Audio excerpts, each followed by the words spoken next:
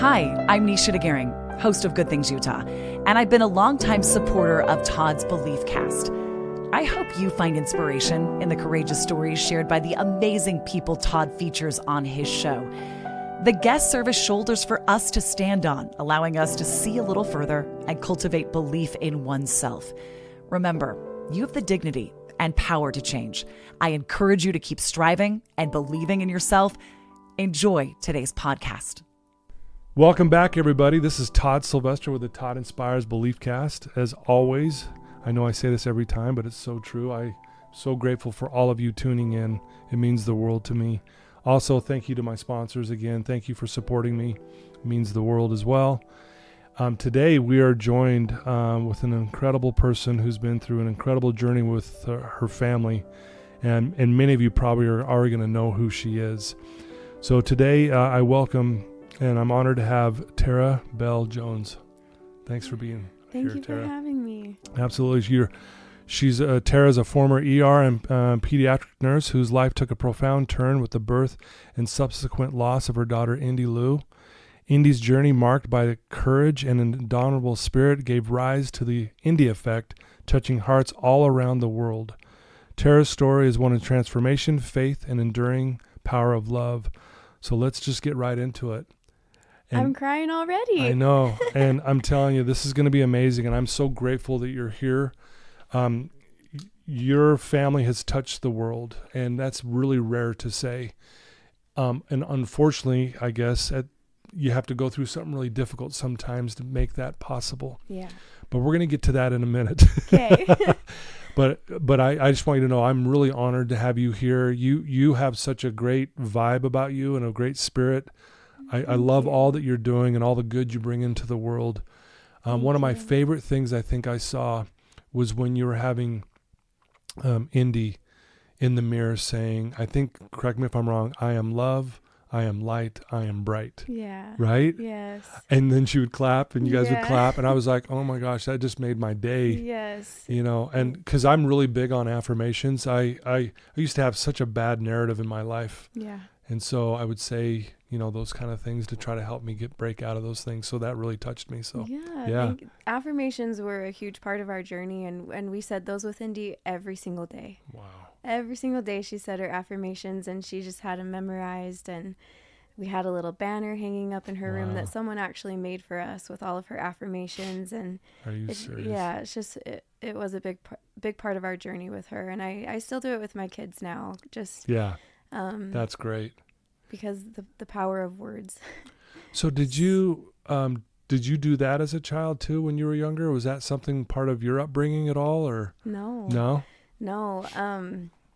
Yeah, my life, big transformations for me, but I would say in my early 20s is when I kind of started down a journey of self-discovery and growth. And I discovered affirmations truly just in my 20s. Okay. And I was like, wow, this is such a powerful concept. Our words mean so much, and not just our words, but our thoughts. And so it's something that I'm always trying to reframe thoughts, speak positive words. Right. And so it became a part of my journey in my 20s. And it helped me through a lot of hard times. I'm sure we'll talk about our infertility struggles that we had for 5 years. That really weighs on your mind a lot because, you know, you're a woman, and I felt like my role was to bring children into this world. Yeah. And it felt like my body was failing me because I wasn't able to get pregnant. So we tried for 5 years to get pregnant. And so you kind of start to hate your body a little bit when it's not doing the thing that you feel like you're here to do. Yeah. I've heard that's common. You know, I've talked to other women who've gone through the same thing, and they've mentioned that it's, you know, when you think of it logically, well, why would I hate my body? But it's like, almost like, why isn't it working the way it should? Right. Yeah. If this is, you know, my divine calling in life, which it's not for everyone, but it felt for me that, you know, I really wanted to be a mother. Sure. And, it wasn't happening. So why is my body not working for me? What's wrong with me? it really causes a lot of distress for women. I can imagine. Yeah. Yeah. So just the power of positive words. And I would write affirmations on little cards and hang them up on my mirror and hang them up around the house to just try to keep myself in a positive state. Yeah. No, and I'm the same way. Words are so powerful, and they've transformed my life as well. And we'll get more into that here in a minute. But tell us where you grew up and maybe a little bit about your family and your childhood. Yeah, so I grew up here in Utah in the Salt Lake Valley. Been here all my life. And I have wonderful parents. My father has struggled with drug addiction for most of my life. And it's been really bad since I was about 15. So I would say it's been almost 25 years actually. Wow. Of just a constant struggle with drug addiction. And, you know, growing up, that was really, really hard. And I look back now at, you know, the age I am now, and I can see how it affected me then, and I can see how it still affects me now, of just with core beliefs. And we know that childhood trauma stays with people and creates core beliefs within us that, you know, things that are not true that we need to try to break free of. And so, you know, abandonment wounds and feeling like I'm not good enough because if I was, he would have stayed around, you know, and been around for us. So constantly trying still to recover from this lifetime of feeling like I wasn't good enough to keep my dad around, even though I know that that's not true. I know he loves me so much. But he has consistently chosen drugs. And I know now I understand it's because of his own inner struggles. For sure. And his own inner insecurities. And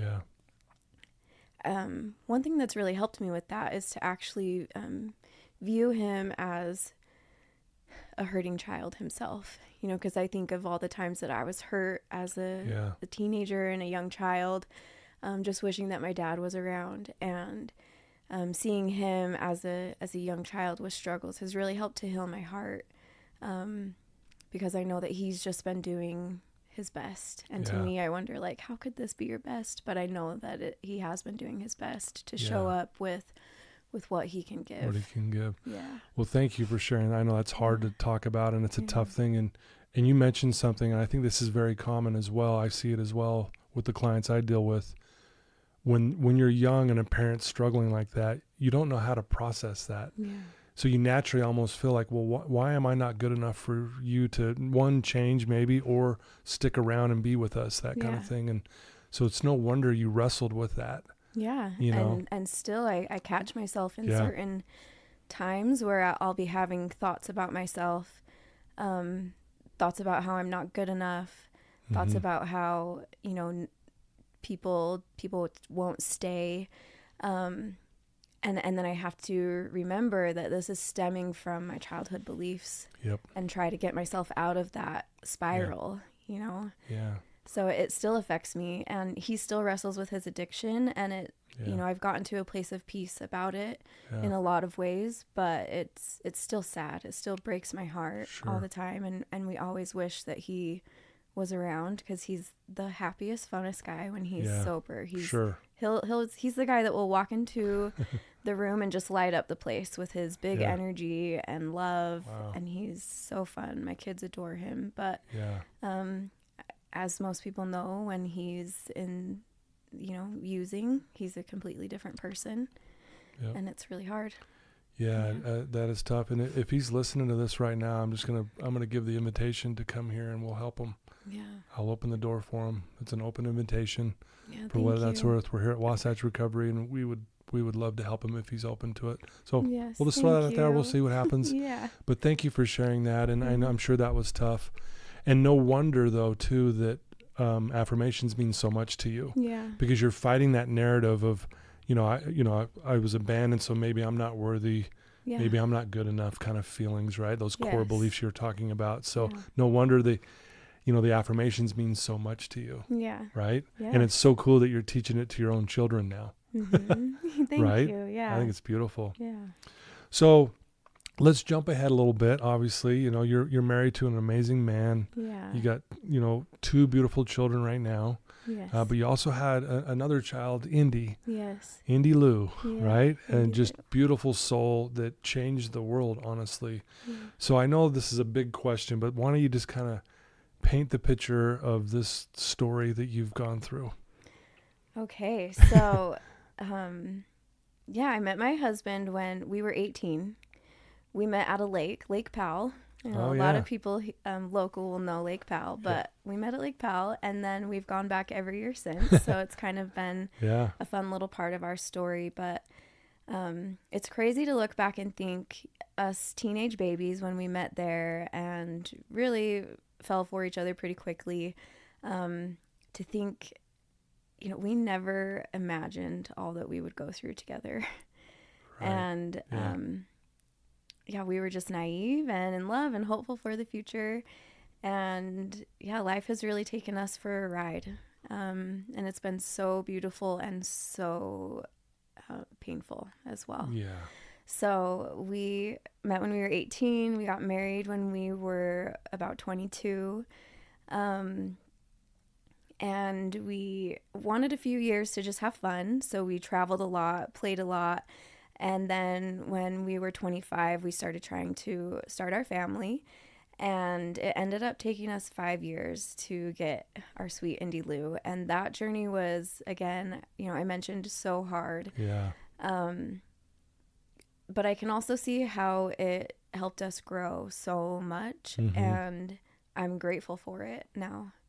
Yeah, it's interesting when you can look back, you can go, man, look what the lessons we learned because of that struggle, right? Yeah. When you're going through it, you're like, man, we hate this. This is not fun. Yeah. But to look back and go, man, we wouldn't have learned those lessons. So is it fair to say you're grateful for the struggle there? Absolutely. Yeah. And in those 5 years of trying, it was so hard.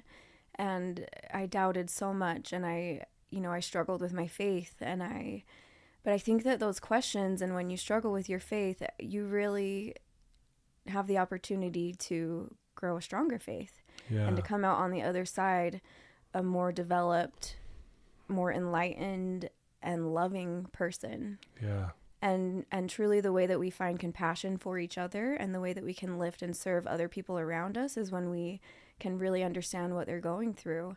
And so many women struggle with infertility, and I think that this is just another avenue where I'm able to relate to and have true compassion for women going through that.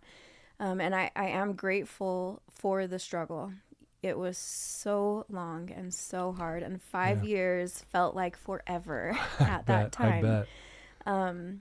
But we tried doing a lot of natural things to get pregnant.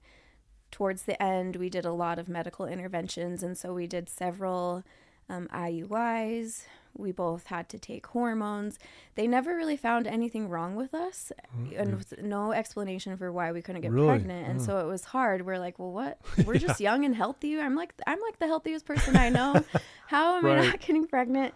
And it was just unexplained. And I think there's a lesson there too, in that sometimes it's just God's timing. Yeah.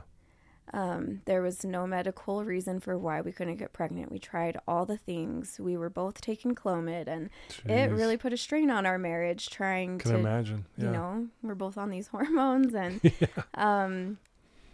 but looking back, as soon as Indy was born, it was like, oh, it was just timing. It was all about timing. It was God's timing. It was her timing, and Brian and I needed to be ready. And I think that is such a big lesson, because so often we just get frustrated and we're like, where are you, God? Why are you not helping me with this? Why can't we have a baby? And at the time I worked at Primary Children's as an ER nurse, and I would see, babies come in who had been abused or abandoned or, it was so hard, because I'm like, I would so happily and lovingly take this baby or have a baby of my own and treat it right. and it was really hard sometimes, but sometimes you really just need to trust in God's timing. So we ended up doing IVF to get Indy, and it took us several months. That process was long. IVF is a hard process. Sure. And we did our first round of IVF. We implanted 2 of our embryos and it didn't work. So neither of them took. And then our second round of IVF, we implanted our last 2 embryos, one of which was Indy, and then another girl. And we had twins, and we were so excited. They both took. And I had dreamed of having twins my whole life. Really? Okay. Since I was a little girl, my mom's like, you've always talked about having twins. I'd always play house and be a twin mom. And so we were so excited. And I thought, wow, maybe I just needed to do IVF so I could get my twins. And then when I was 11 weeks pregnant, we lost one of our twins. And I felt shattered, like, what's happening here? So let down and so heartbroken. Yeah, I can imagine.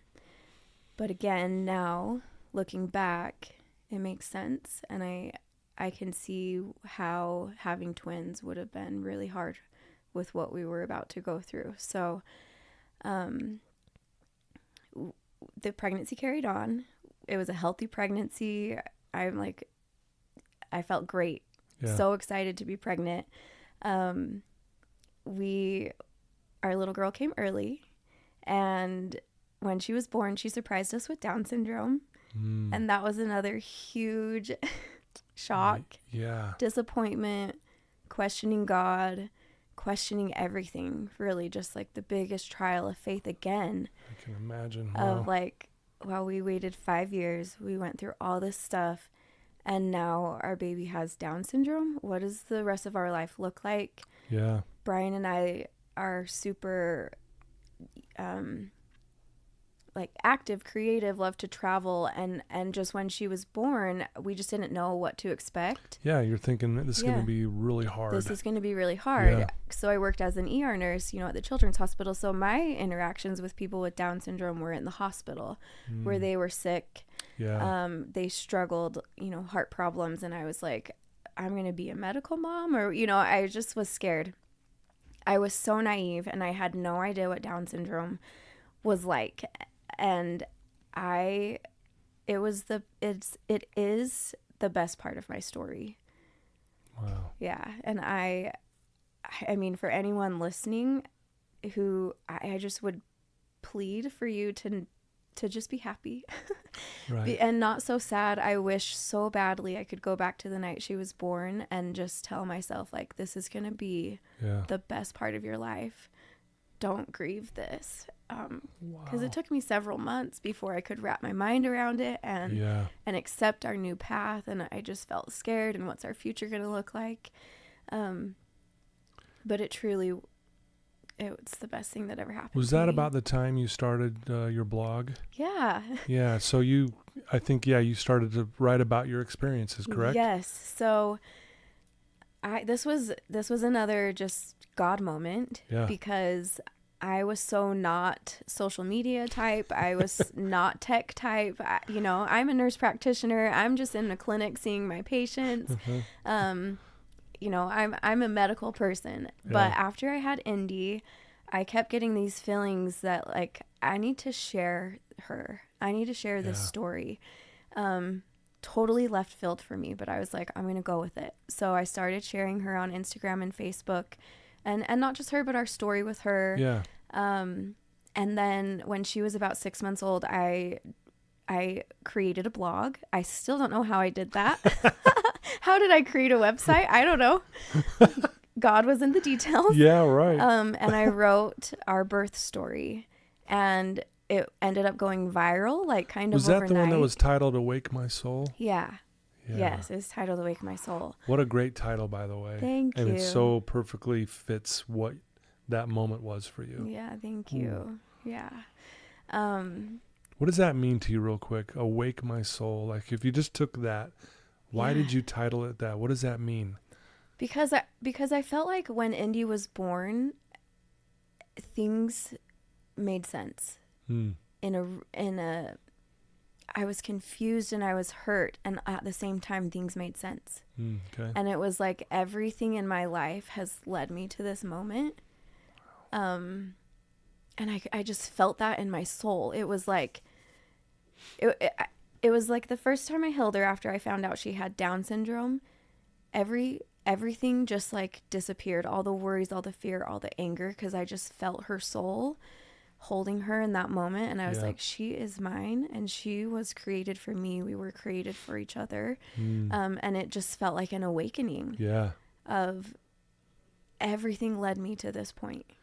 Yeah, and I love that. Basically, you could, like you said, everything made sense, or in other words, you could see clearly this whole process, why it took 5 years, why we lost the twin, and it just, like you said, it all maybe just came together in that moment. Like, wow, this all seems exactly how it had to happen. Yes, and then hearing from my dad as well after she was born, because he wasn't around at all at this time, but he reached out after she was born and just said, I've had the most like powerful experience, and just know that she was meant for our family and this is going to be a really beautiful thing. And she helped him a lot while she was here. In fact, his best years in sobriety since I was a kid were the years that Indy was here. So I'm glad you bring that up, and I'd like to mention this to our listeners. Alcoholics and drug addicts are the most intuitive people on the planet. They can read frequencies better than anyone I've ever seen. Like, they can read people, they can feel feelings, like, and that's part of why they struggle too, because they feel so deeply. So I'm glad you bring that up, and it's no wonder he was feeling that, and that's what a great I guess a moment for him. In that time. And just the whole journey with him and her. And me softening my heart to him so that he could experience her too. So you really write beautiful. this blog, Wake My Soul, this, and then you put an entry in the blog, and it takes off. So back in that day, it went viral, which is not like what it means to go viral today, but it went viral kind of overnight. And so my following on my blog and on Instagram just started to grow pretty quickly. And that was incredible to me. It just, and again, was another moment of like, there's purpose in this, that she has a purpose. And it was people from all over the world. Started falling just in love with her from the very beginning. I mean, the videos that I've watched of her, it's impossible. Like, anyone, if you haven't seen her, if you watch one video of her, you're in love with this girl. Like, there's something about it. Like you said. And we talked about this off the air, but I don't want to jump too far ahead, but you started getting, the story keeps going, obviously, but you started getting messages from all over the world from people saying, I don't believe in God, but I started praying for Indy. Because Indy obviously started coming down with some sickness that I want you to talk about, cancer. But man, some of those people were like, I now believe in God, I heard someone say, Indy took me out of this dark place in my life. If it wasn't for her, I would never have made it. Isn't it incredible? And I know I'm barely touching the surface. There's a million of those messages, but man, I was so blown away at those messages. Before I forget, I would like to share one of a teenage girl, a message we got of a teenage girl who was suicidal. And actually ended up not taking her life when she was going to, because of Indy. And you just think, like, how can this tiny person have such a great impact on so many people? My gosh. And I know that her story isn't the only one like that. So it's really incredible. It's like, what is it about this little girl? Wow. From the very beginning, she's been. So you're blessed with this miracle now. You can see things clearly. Your soul's been woken up, if you will, and things, things are going well. Until they weren't. So talk about what happened. So I always consider that our year of bliss.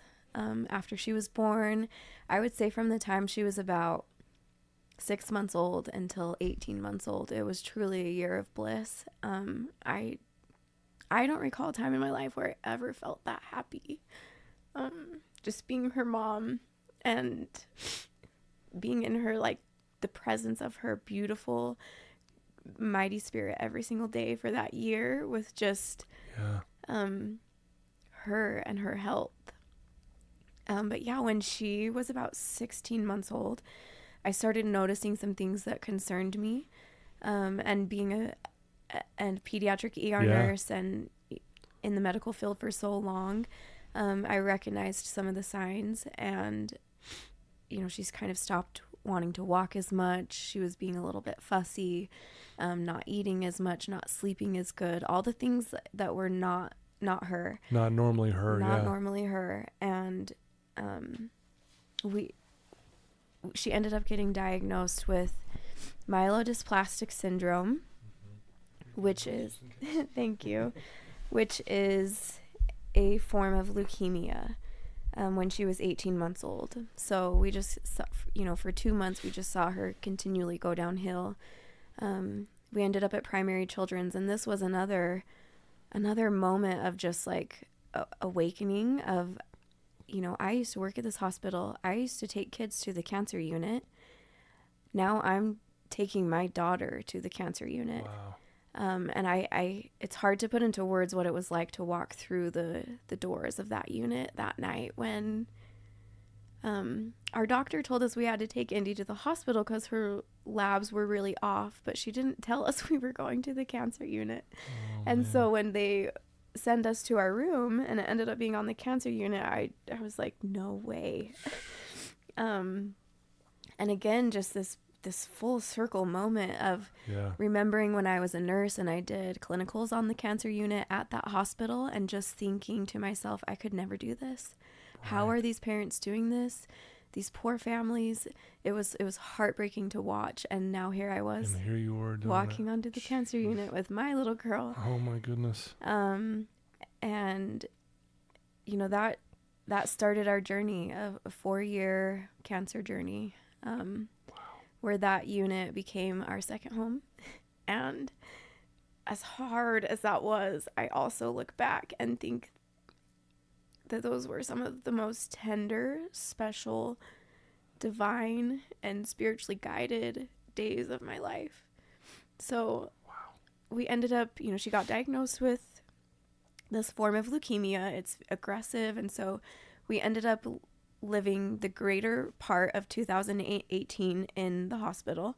So we would stay in the hospital for a month, and then we would go home for 2 weeks, and then go back to the hospital for a month. Wow. And, everything we do, Brian and I really like to do it big. So we moved into the hospital every time. We had like 5 huge storage bins full of stuff that we would take with us every time, because we're like, if we're staying here for a month, we're moving in and we're going to make this happy and comfortable for Indy. And we would hang pictures all over the wall, and pictures of Jesus and pictures of our family. We would have our affirmations written all over the wall. I had my essential oil diffuser and her toys and music, and we just really wanted to make it feel like home away from home and help her feel safe, help her feel comfortable, and just surrounded by love at all times. That's amazing. So Brian and I were really fortunate because we were able to be with her all the time. One of us was with her all the time, and Brian was working full time, so I was there always. But he would come before work and after work, and we, your nurses become your best friends. You're right. Your doctors are family. Everybody is family up there, and it just became, looking back, I don't want to be naive to the fact of how hard it was to live in the hospital. Sure. And to think, like, why is this our life when people's lives outside are going by and you see people doing their fun summer things and traveling, or they're enjoying holidays with the family, and, how many holidays did we spend at the hospital? And it was hard, and it hurt to see everyone else's life go by while ours was on pause. But it also, I would go back to living in the hospital with her in an instant if I could. Sure. Yeah. Wow. It was just having that one-on-one time with her all day, every day. Yeah. We were just there.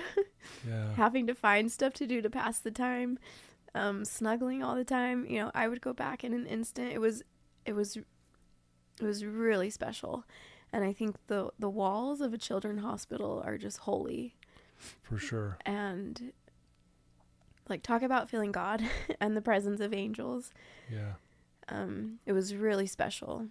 Right. I've had some some dear friends go through some similar stuff with their kid, and and they lived in the hospital, kind of similar to what you had done, and they said the same thing. It's like, man, there's God's in this place. Yeah. You can feel it. You can feel the angels. You can feel the spirit. You can feel love on a level you don't normally would feel. And but that's amazing, to you guys to do what you did, to be able to move in. And I want to take a moment to express my heartfelt gratitude to the incredible sponsors of the Beliefcast podcast. First, Craig from Craig Swap and Associates. If you need an attorney, he's your guy. Trustworthy, compassionate, always there when you need him most. Next, Wasatch Recovery, the greatest university on the planet, transforming lives one day at a time. Sandy from Minky Couture, the creative genius behind the most comfortable blanket you'll ever wrap yourself in. Comfort like no other.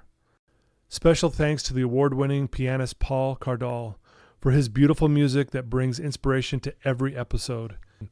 It sounds like you were going to make it be as positive as you possibly could in this trying time. Yes. And we had dance parties every single day. The Greatest Showman was big at that time, and it was one of Indy's favorites. And we would just play the soundtrack and dance in her room and take our dance party out into the halls. It was really fun. And we would make smoothies for the nurses, and we had fun. So much fun. And now the world now knows that Indy's going through this. Yeah. Talk about what was the response to you guys at that time, because I know you were flooded again with a bunch of just support from all over the world. Yes, I feel really spoiled in that. We were supported, beyond words, and not just physical support. People helping with meals, people bringing meals to the hospital for us. Doing our yard work, but people around the world just sending messages of support, messages of hope, prayers every single day. It meant so much. Yeah. It makes me so emotional every time I think back to the people who spent their time praying for our family. I think prayer is one of the greatest gifts that you can give. Yeah. Because it's so powerful and it means so much, and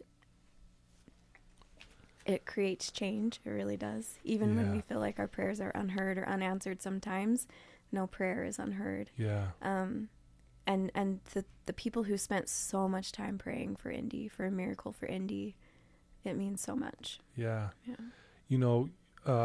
Wasn't one of her favorite shows, was it Moana? Yeah.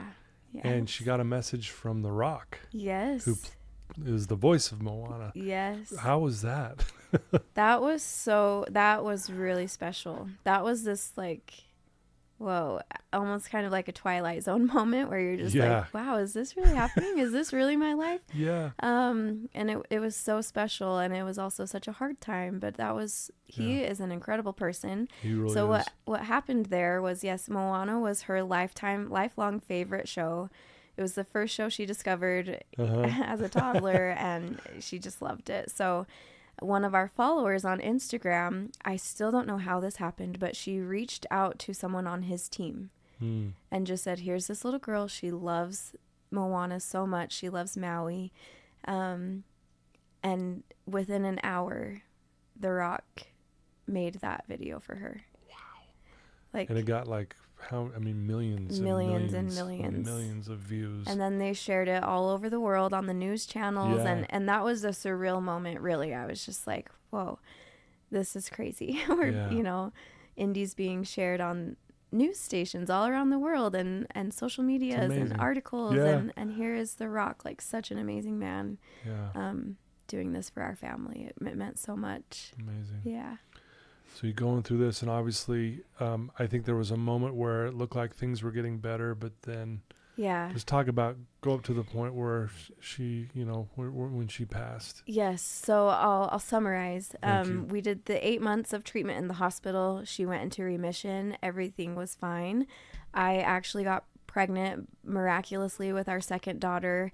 At a time when we were trying not to get pregnant, because I get pregnant by surprise. I know, after 5 years of infertility. Right? And again, that's where I go back to God's timing. Boy. Yes. God moment again. Yes. So after she went into remission and we were back living at home, I had my second daughter. And this was another moment of bliss, of thinking like, we made it. We came out the other end of that trial, that journey.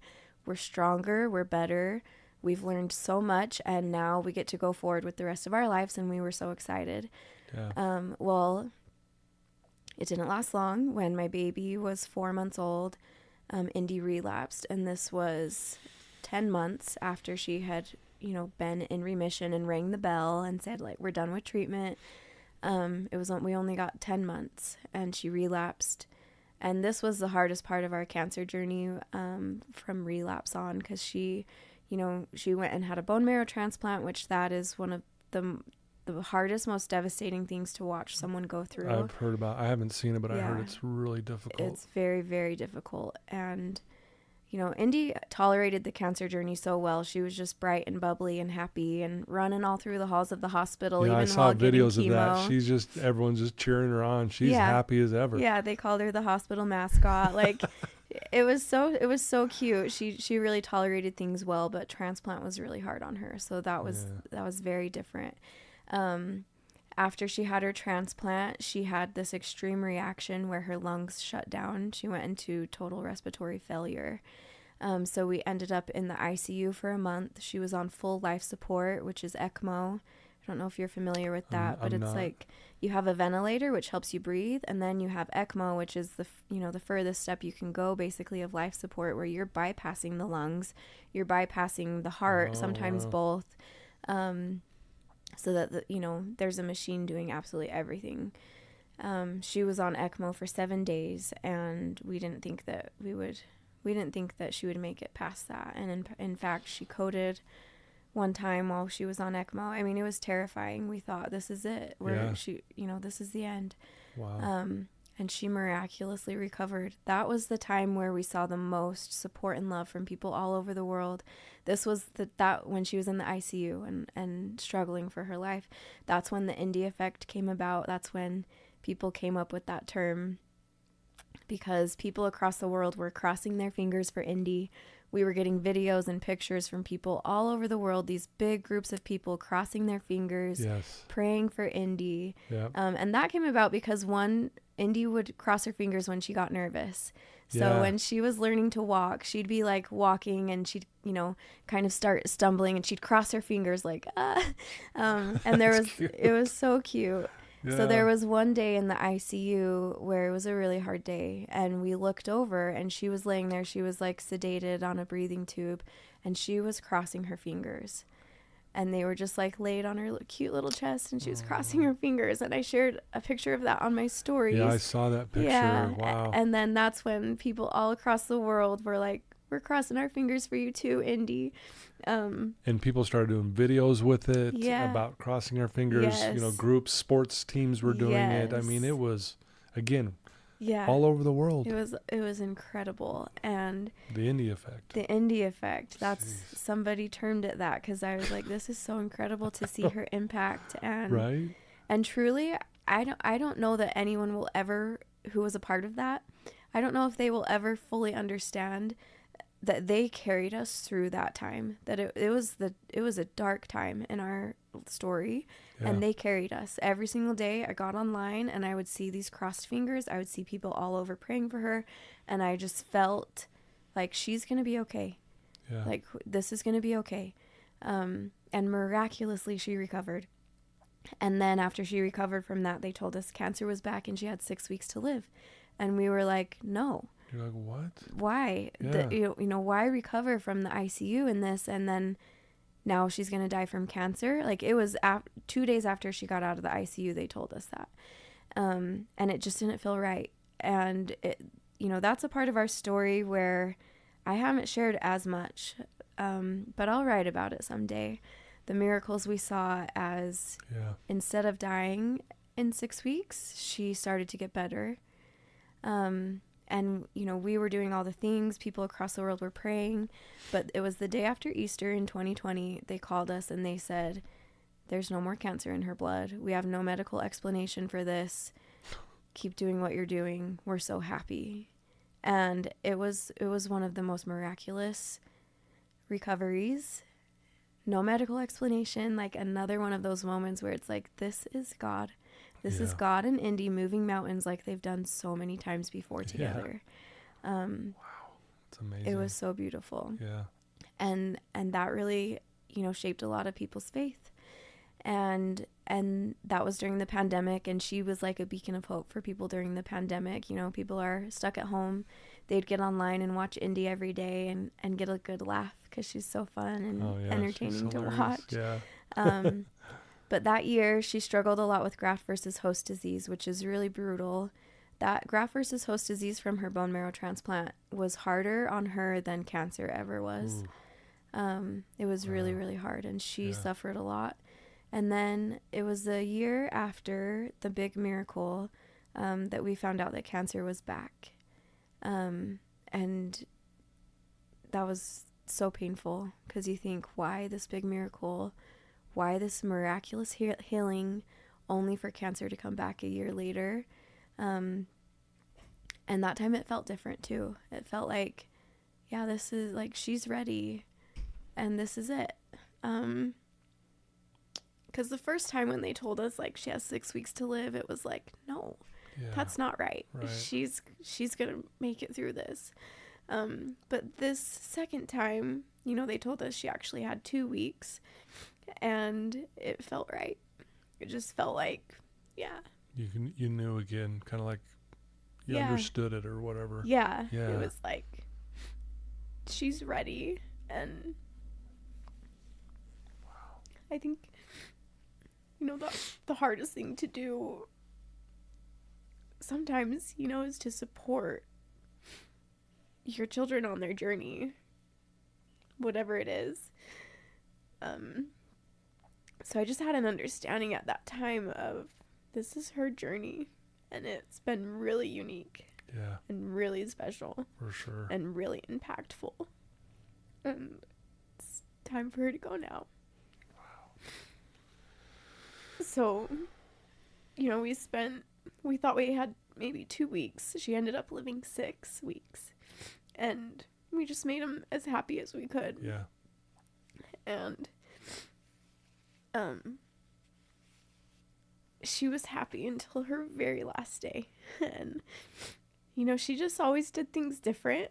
And even in the hardest times when that, like, your world is about to be totally crushed, you can still see miracles. There were so many miracles of people in our community showing up and really carrying us through that time.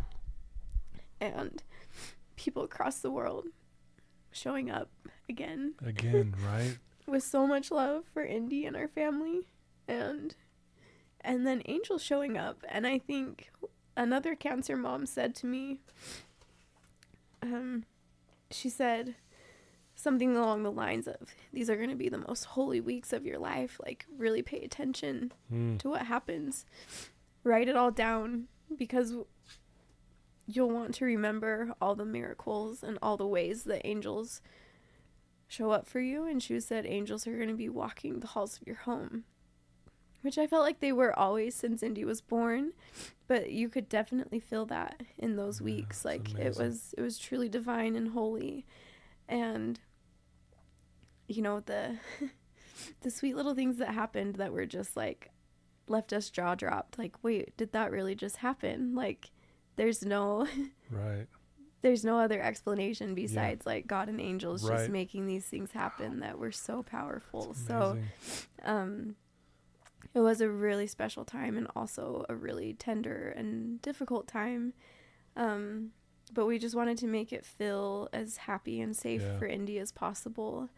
So even though I was truly dying inside knowing what was coming, I just tried to show up every day with a smile and play and, laugh with her, have fun, do everything we could to make it happy. Yeah. And everyone did that.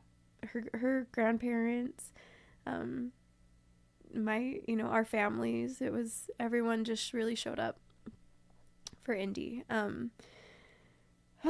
So you doing okay? Yeah. Thank you for being so open to share this. I know it's brings back a lot of emotions still, obviously. And again, the flood of support, I think when these things happen, and again, it's the Indy Effect, but it brings out the best in people. And I remember one of the comments, someone said, I'm a better human being now because I knew Indy. Yeah. I mean, I think that's the beauty of the tragedy. Yeah. Is that it brings out the good in everyone. I mean, people are mowing your lawns. They're taking care of your house. They're doing our laundry. And then you got someone from across the world sending you a message of hope. And then, like you said earlier, that girl that was going to maybe end her life decided not to. Yeah. I mean, are you kidding me? And so anyway, it's so, at the same time, there's all this great going on, but yet, like you said, you're still dying inside because this is so painful. Yeah. Yeah. And I want to add a couple of things that, about people across the world. One of the special things about it was seeing people from all beliefs, all different practicing religions, no religions, people who don't believe in God, people who, just coming together in love for this little girl. And some of the things that we experienced were so special in that, like someone put Indy's name in the weeping wall in Jerusalem, temples all across the world. And they sent us holy water from France that had been blessed by the Pope. And there were just all these really beautiful, beautiful ways that people came together with their different beliefs, different backgrounds, different cultures. And it was so special to see. And again, that was the Indy Effect. Like, it didn't matter. Like, our beliefs didn't matter. Our differences didn't matter, because everyone here in this community loved this little girl and was impacted by this little girl. And it was so, so special to witness. Yeah, I'm glad you point that out, because it's like, despite the differences in what someone may believe, it brought everyone together, and the connection was the love. Yes. Because of Indy, right? Mm-hmm. And I came across this quote, and I'm not sure who said it, but I want to hear your thoughts on this, because I think it's appropriate with what you're talking about right now even. And here's how it goes. It says, love is the catalyst that softens hearts, bridges divide, and reminds us of the goodness still alive in the world. It doesn't just heal people, it awakens them. Oh my goodness, yeah. And it goes along with your initial blog. So profound. Right? Yeah. And I just thought, oh man, it's so perfect and I saw this earlier today, and I'm like, oh, I got to share this with you. I hope that was okay. Of course. But isn't that really what was going on? Yes. People were waking up going, exactly. Why are we divided? Why am I... Yeah. No, this beautiful soul is changing the world. Yeah. I mean, Indy changed the world. I know. I mean, honestly, I mean, that's crazy to think about, but she really did. Yeah, she did. It's so But I also want to give props to you and Brian. Like, seriously, like what you guys did, and just the attitude you guys put into this, and how you guys handled it. I mean, that's also a truly remarkable thing to watch you two. And the way you stood tall, and the way you fought through the pain, and the way you stayed strong to your faith, and I mean that's also remarkable. Thank you. It wasn't easy, and I definitely, since Indy graduated this life, it's been the hardest part. Trying to cope with the devastation and the grief, and having so many questions. And feeling so alone, it definitely hasn't been easy, and there have been moments of so much grace and divinity, and there have also been moments of like just deep despair and questioning, questioning everything. I think when you go through something so beautifully tragic, you really question everything about life and everything about God. Everything about our existence and the purpose. And it's been painful, that journey, but it's also been so beautiful. And again, I'm grateful for it. Yeah. And I wish with all of my heart that Indy was still here. Obviously, so much. Sure. But it's been so beautiful to learn how to have a relationship with my daughter as she lives on one side of the veil and I live on the other. Yeah. it's been really beautiful. It's like learning a new language, a spiritual language. Sure. Yeah. Like I call it the language of the light, because, you know, I have to experience her in a totally different way. And what I wish I could do is just, you know, give her a big squeeze and look into her beautiful eyes and hear her laugh. But what I get to do is recognize the ways that her spirit is still an active part of our family every single day, and recognize, you know, all the feathers that she leaves for us, and especially her little sister. You know, we have a collection of white feathers that Indy's left. That's awesome. And, you know, just learning to experience her in a different way has been such a gift, because it's really opened my eyes to just the truth of our existence, and the reality of, like, this time on earth is so small compared to the great big story. Right. And we can see that Indy came with a very specific, unique purpose, and she came with a mission to really change the world. Yeah. And level everybody up. Totally. You know, level up people. And it was a lesson of love. Yeah. And I think that's the whole point. Yeah.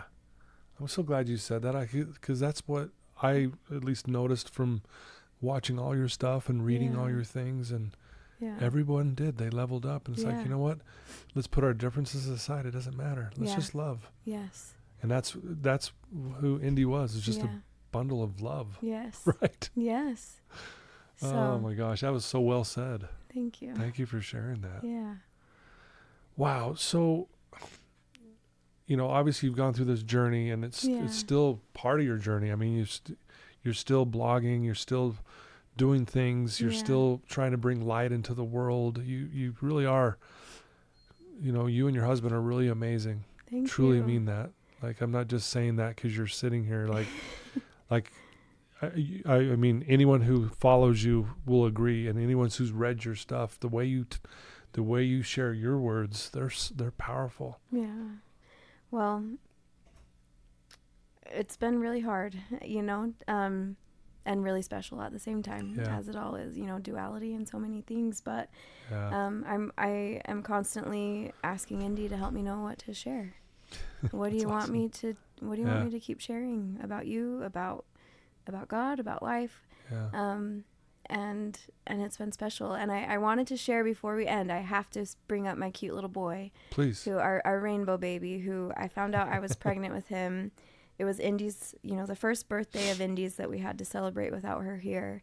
I found out I was pregnant with our rainbow baby, our little boy. And he was born, and people say this all the time. I swear he brought a little piece of Indy's soul back with him. He's so much like her. Really? It's so beautiful to see.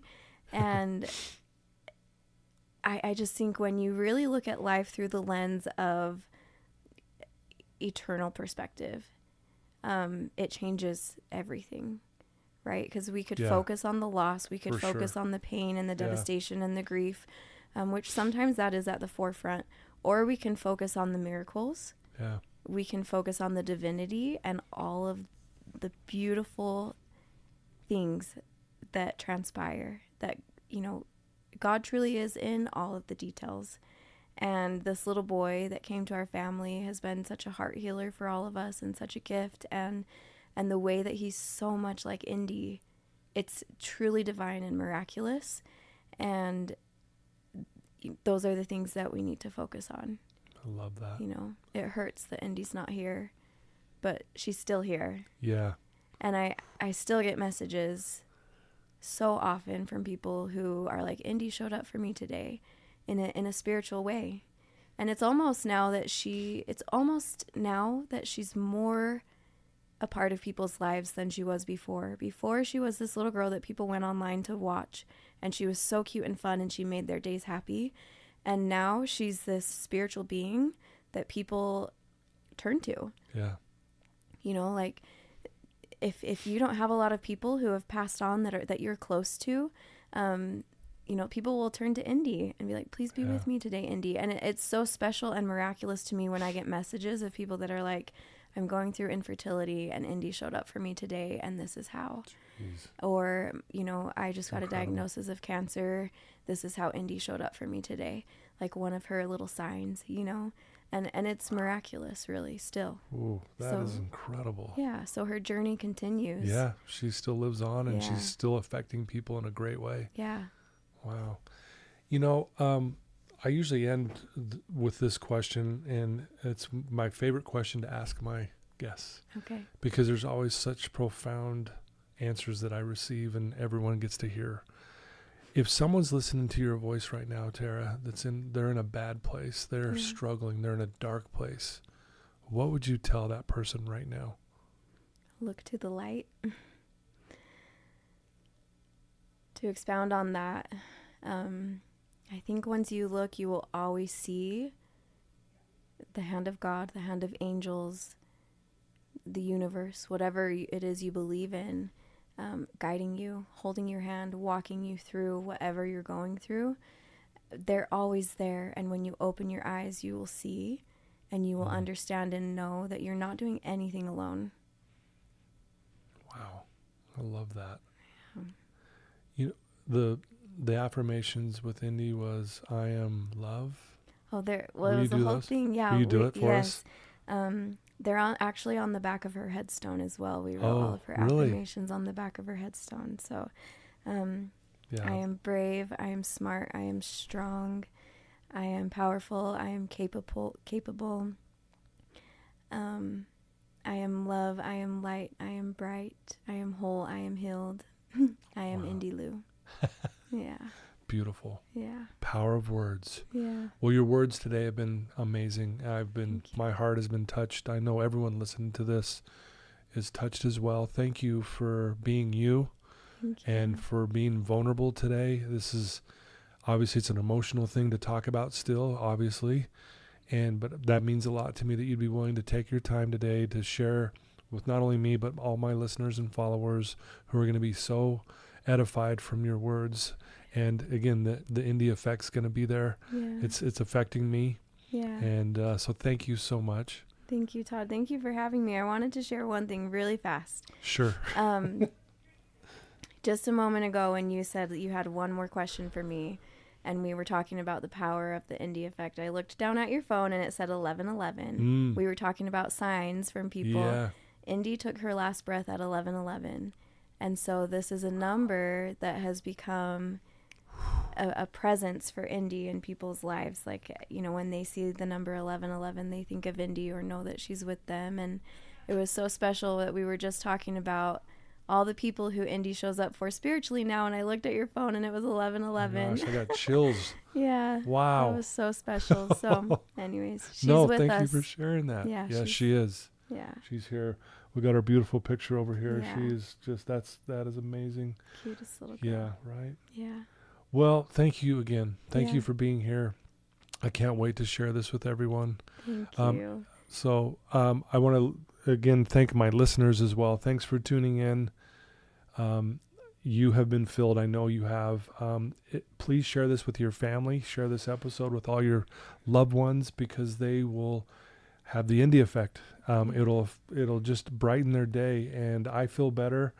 I agree with that person, wherever they shared it around the world, that said, I'm a better human being for knowing Indy. Yeah. And I feel that way too. And I feel better that I got to know you better. Thank you. I feel like I'm a better person for knowing you, Terah. And a shout out to your husband for all he does. He's an amazing man. And I know he's a big part of this journey as well. So shout out to him. But thank you for tuning in and being with us today. Okay, thank you for having me. Okay, you bet. Okay, love you guys. Till next time. Take care.